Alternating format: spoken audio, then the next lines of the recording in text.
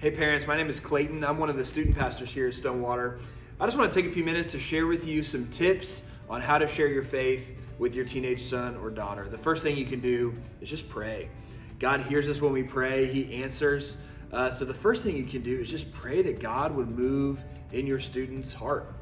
We believe that Jesus is the one who saves us, not the church, not our families, not even our parents, but Jesus. So you can just start by praying and asking God to move in your kid's life.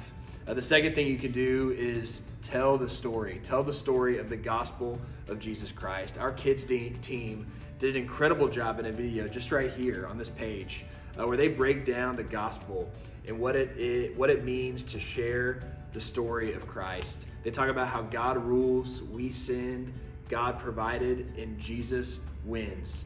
So you can just check that video out here on this page, but they do an amazing job and just help you on a way to share the gospel story with your kids. The next thing you can do is you can just model what it means to be a follower of Jesus. You can model it. So many students that I hear from, they fall in love with reading the Bible, not because of what we say at church, but because they see their mom and their dad reading it at the kitchen table. So what would it look like for you to just model what it means to be a follower of Jesus in your home? That might mean being quick to forgive. That might be asking your kids for forgiveness sometimes. That might be just being over the top generous with your time and with your gifts. Whatever it might be, your students are looking to you to model what it means to be a follower of Jesus.